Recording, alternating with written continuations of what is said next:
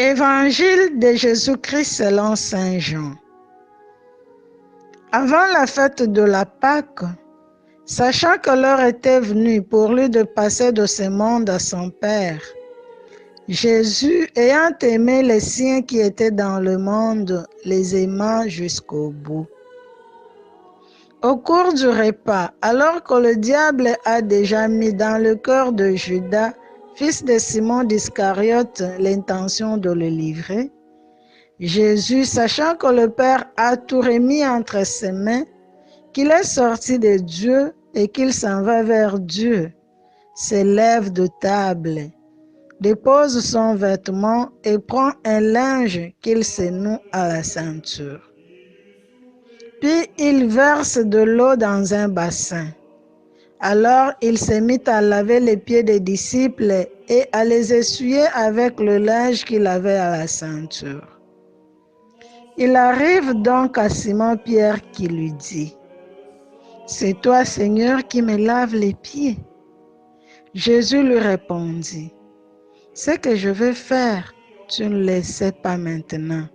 Plus tard, tu comprendras. » Pierre lui dit: « Tu ne me laveras pas les pieds. Non, jamais. » Jésus lui répondit: « Si je ne te lave pas, tu n'auras pas de part avec moi. » Simon-Pierre lui dit: « Alors, Seigneur, pas seulement le pied, mais aussi les mains et la tête. » Jésus lui dit: « Quand on vient de prendre un bain, on n'a pas besoin de se laver sinon les pieds.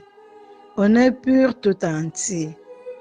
Vous-même, vous êtes purs, mais non pas tous. » Il savait bien qui allait le livrer, et c'est pourquoi il disait: « Vous n'êtes pas purs tous. » Quand il leur eut lavé les pieds, il reprit son vêtement, se mit à table et leur dit: « Comprenez-vous ce que je viens de faire pour vous?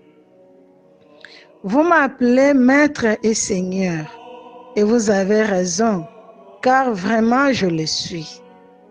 Si donc moi, le Seigneur et le Maître, vous ai lavé les pieds, vous aussi, vous devez vous laver les pieds les uns les autres. C'est un exemple que je vous ai donné, afin que vous fassiez comme j'ai fait pour vous. » Acclamons la parole de Dieu. Louange à toi, Seigneur Jésus.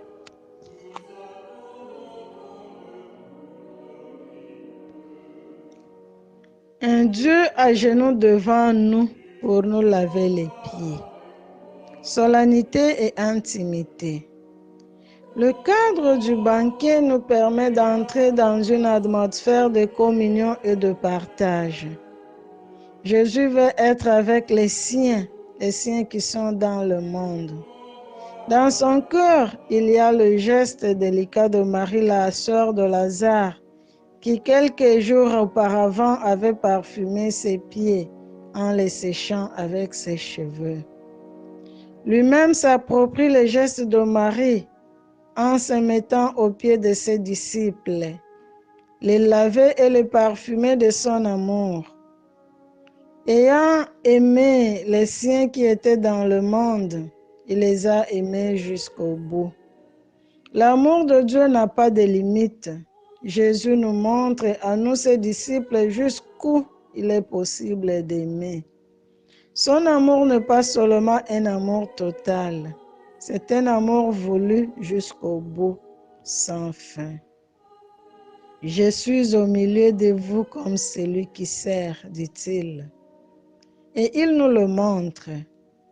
Il lave les pieds de Pierre, le récalcitrant, l'oublié.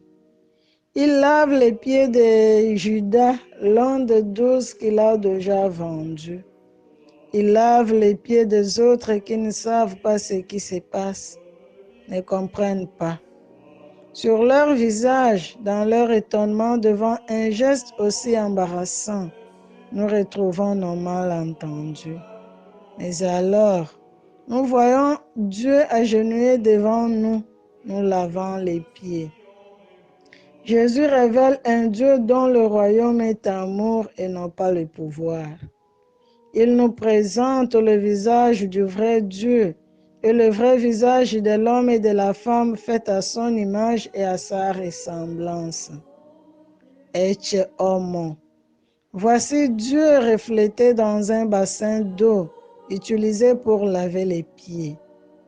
Dieu s'incline devant chacun de nous. Jésus s'abaisse, lave nos pieds, les caresse et les embrasse. Nos péchés, notre orgueil, notre trahison, tout notre mal disparaissent face à un amour que nous ne pouvons pas imaginer. Ce qui nous déstabilise comme Pierre, nous n'acceptons pas que Jésus se penche devant nous. Nous ne voulons pas reconnaître que nous avons les pieds sales. Il n'est pas facile d'accepter d'être aimé à l'infini, sans condition et gratuitement, sans raison. Car si notre cœur nous fait des reproches, Dieu est plus grand que notre cœur. Jésus s'agenouille pour nous aimer. Un amour qui sauve tout ce qui semble perdu et recrée. Et justement parce qu'il n'est pas mérité, cet amour ne peut être annulé par aucune trahison, par aucune infidélité. Quoi que nous fassions, Jésus n'arrête pas de nous aimer. Ce geste simple et solennel nous présente de manière parfaite l'essence de Dieu, l'amour. Je vous ai donné un exemple afin que vous puissiez faire comme je vous ai fait. Pour faire de notre vie un miracle d'amour, laissons-nous aimer et aimons-nous sans réserve. Un bassin, un peu d'eau, une serviette suffisent.